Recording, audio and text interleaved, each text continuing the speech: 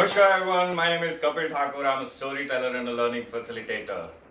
थक गया हूं मैं यार ये आठ घंटे की रेगुलर रूटीन जॉब करके। 12 साल पहले आफ्टर ऑफिस की गेट टुगेदर में सडनली गुरु ने ये ना बड़ा सीरियस फेस करके बोला।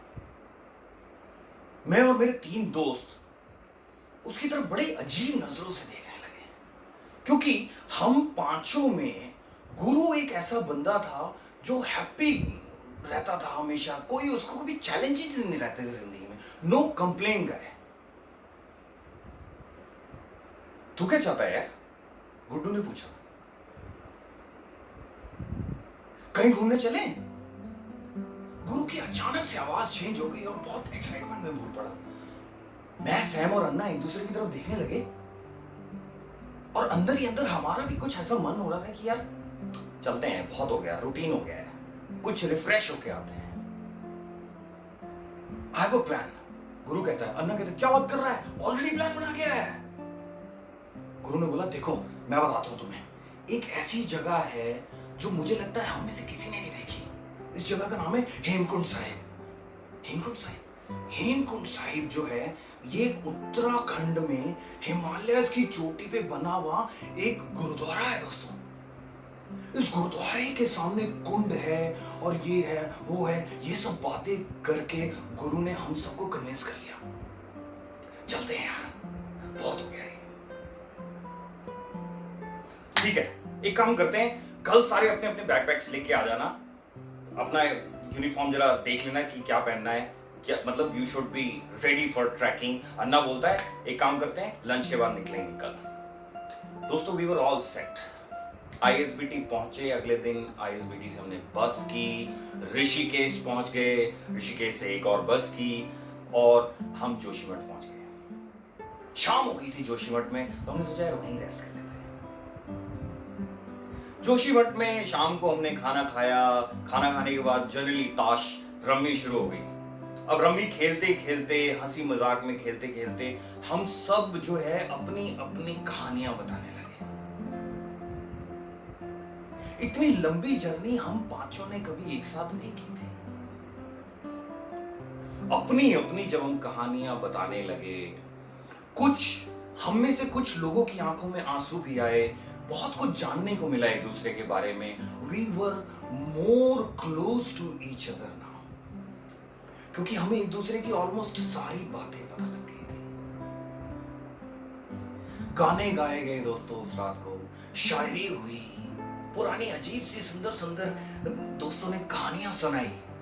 बस बातें करते करते सो गए हम लोग। अगले दिन हमने जैसे कि प्लान किया था कि हमें 11 बजे अपने नेक्स्ट स्टेशन पे पहुंचना है। हम 11 बजे पहुंच गए और जो नेक्स्ट स्टेशन था दोस्तों, जिसका नाम है गोविंद घाट। गोविंद घाट हम पहुंचे। ये एक दोस्तों पहला पड़ाव है, क्योंकि गोविंद घाट को पड़ाव इसलिए बोलते हैं क्योंकि यहाँ के बाद जिस किसी को भी हेमकुंड साहिब जाना है वो सिर्फ 3 ही मोड से जा सकता था। एक, या तो पैदल चल के जा सकता है। दूसरा या तो पालकी लेके जा सकता है हायर करके। तीसरा या खच्चर के ऊपर बैठ के जा सकता है। खच्चर विच मींस म्यूल पे बैठ के जा सकता है। But we were trackers, we thought we'd love to walk यार, यंगस्टर्स है, वॉक करेंगे। तो अभी गोविंद घाट में हम लोग बैठे थे और हम वहां एक छोटा सा गुरुद्वारा था, हमने लंगर किया। नीचे नदी, उसके साथ में एक सुंदर सी नदी बहती है। नदी में गए, थोड़ा वहां फन किया, पांव पानी में डाल के बैठे और we were ready to track कर रहे हैं। सीढ़ी नुमा खेत, खूबसूरत स्माइलिंग फेसेस ऑफ वहां के लोकल जो लोग थे उनके, बहुत सुंदर सुंदर फूल वहां और मिट्टी के बने हुए घर हमारी पूरी ट्रैकिंग को एक अलग ही नजारा और एक एक्सपीरियंस दे रहे थे। हर आधे 1 किलोमीटर के बाद कोई ना कोई ढाबा मिल जा रहा था। छोटी सी कुटिया टाइप ढाबा बना हुआ था। वहां के लोकल लोग जो है सर्व करते हैं। Of course they charge, but वो सर्व करते हैं और उनकी सर्विंग की जो एक भाव है ना, अतिथि देवो भव वाला, वो वहां पे एकदम साक्षात देखने को मिल रहा था। तो एक दो जगह हम भी रुके, हमने मैगी खाई, चाय पी, वहां के लोकल लोगों को जानने की कोशिश की, उनसे बातें करने की कोशिश की और चले जा रहे हैं। दोस्तों हमारा टारगेट था अप्रोक्सीमेटली 5:30-6 बजे घांगरिया पहुंचने का। ये घांगरिया क्या चीज है? ये गोविंद घाट और हेमकुंड के बीच में घांगरिया एक बेस कैंप माना जाता है, क्योंकि यहीं लोग रहते हैं, कोई भी हेमकुंड साहिब में नहीं रहता है।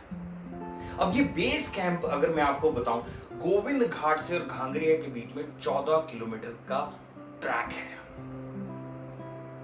ये 14 किलोमीटर का ट्रैक इतना आसान नहीं था, और हम में से 2 लोग ऐसे थे जो ज्यादा चलने में बिलीव नहीं करते थे। इसका मतलब अन्ना और गुरु की हालत खराब होने लगी। बार बार रुक जाते, हताश होकर बैठ जाते, रुक जाते, फिर चलते, फिर रुकते, फिर चलते। गुड्डू क्योंकि उत्तराखंड का ही था, वो हमें बार बार पुश किया जा रहा है, चलो यार जल्दी चलो यार जल्दी चलो। तो गुरु कहते हैं यार इतनी क्या जल्दी है यार गुड्डू। गुड्डू ने बोला भाई मैं यहीं का रहने वाला हूं, मुझे पता है एक बार अगर अंधेरा हो गया तो यहाँ पे जंगली जानवरों का भयानक खतरा है, बाघ घूमते हैं, भालू घूमते हैं यहाँ पे। बट हमें तो उसी स्पीड में चलना था जिस स्पीड में हमारे भाई लोग चल रहे थे। अप्रोक्सीमेटली 2 किलोमीटर घांगरिया से पहले ही हम लोगों को दोस्तों अंधेरा हो गया।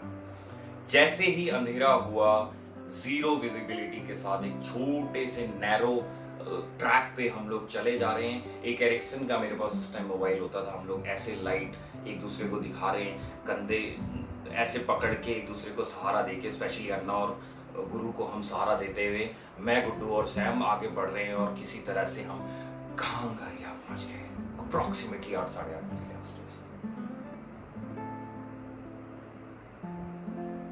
घांगरिया में हमने डिनर किया, एक छोटा सा कमरा लिया, और दोस्तों वो जो नींद, वो जो चेहरे जो मैंने देखे उस टाइम, हम लोग सारे अप्रोक्सीमेटली ऐसे सो गए जैसे एक छोटा बच्चा पूरे दिन खेल कूद करके, मस्ती करके, हुड़दंगी करके रात को ऐसे सो जाता है, मासूम सा प्यारा सा,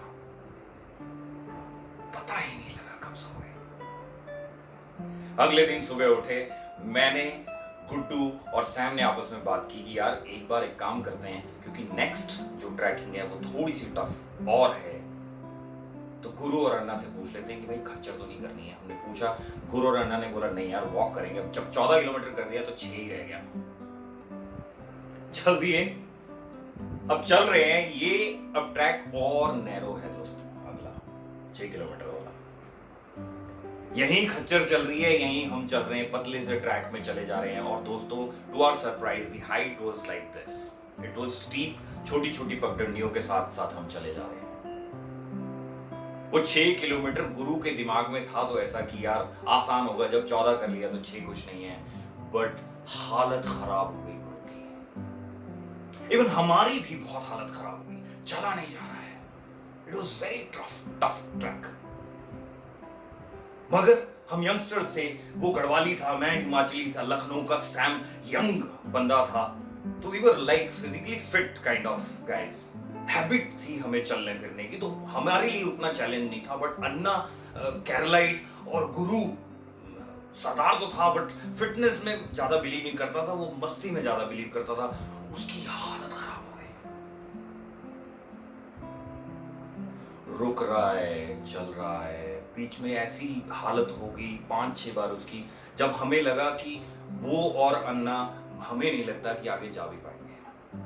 पर सरकते सरकते दोस्तों, सरकते हम पांचों के कदम जब उस लेवल पे पड़े जिस लेवल पे हमें पहुंचना था, जन्नत का नजारा आ गया। बादल हमारे कंधों पे ऐसे थपथपी दे रहे थे। We were actually talking to the clouds.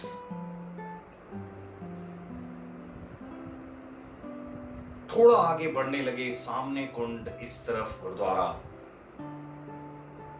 जैसे ही हमने शूज उतारे और पांव आगे बढ़ाने लगे, गुरु की आंखों में आंसू थे, सैम की आंखों में आंसू थे।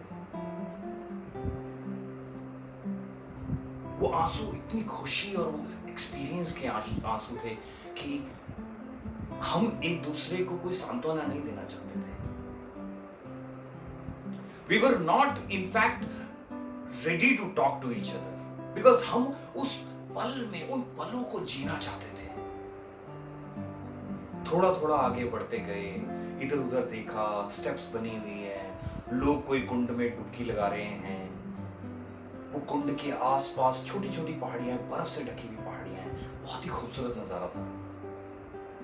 कुंड की तरफ बढ़ते बढ़ते हम पांचों ने, जैसे ही हम वहां बैठे, कुंड में हमने पांव डाले, आंखें अपने आप बंद हो गई। एक ऐसी सेटिस्फैक्शन और एक ऐसी स्ट्रेंथ अंदर आ गई थी शरीर में, जिसका I can't even explain that feeling.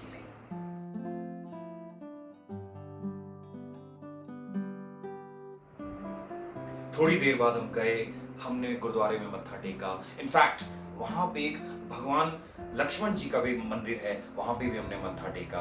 और उसके बाद, जैसे मैंने पहले एक्सप्लेन किया था, वहां साइडों में कुछ स्टेप्स बनी हुई है, हम स्टेप्स पे बैठ के दोस्तों, ये स्टेप्स पे बैठे हुए हम एक दूसरे की तरफ देखने लगे। और मैंने गुरु से पूछा कि हाल चाल पाजी। गुरु ने दोस्तों मेरी तरफ देखा नहीं, he was just staring at कुंड। कुंड को देखे जा रहा है, कुंड के पानी को देखे जा रहा है। मैंने फिर से पूछा, गुरु क्या बात है, बहुत थक रहा था यार तू रास्ते में, तेरी तो हालत खराब हो गई थी, लग नहीं रहा था तू ऊपर तक पहुंचेगा, कैसा फील हो रहा है और कैसे उठ रहा था तू बार बार। इस बार गुरु ने मेरी तरफ देखा और मेरी तरफ देख के और आगे सामने की तरफ, कुंड की तरफ देख के बोलता है, पाजी वो कुंड देख रहे हो? हाँ भाई।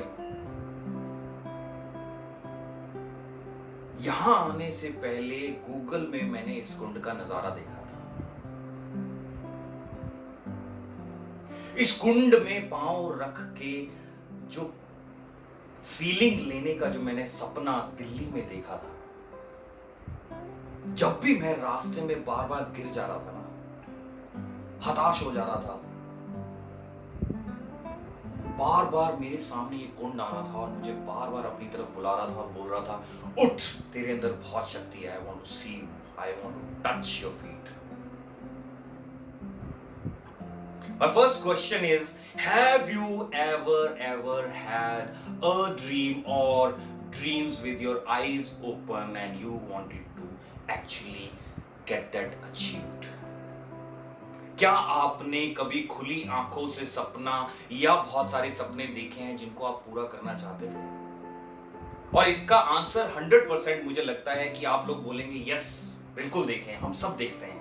मेरा दूसरा क्वेश्चन दोस्तों आपसे ये है कि इन सपनों को पूरा करने की वो जर्नी में जब जब भी आप गिर रहे थे, बशर्ते आप बहुत बार उठ रहे थे और आगे बढ़ रहे थे, वो ऐसी कौन सी चीज थी, ऐसी वो कौन सी सोच थी, व्हाट वर दोज थिंग्स और that thought process in your mind जो बार बार आपको उठ के और जबरदस्त तरीके से आगे बढ़ने पे मजबूर कर रही थी, स्ट्रेंथ दे रही थी। I'll bring you more stories to reflect on. For that, you need to just subscribe my channel, press the bell icon, stay safe, stay healthy. Thank you for listening.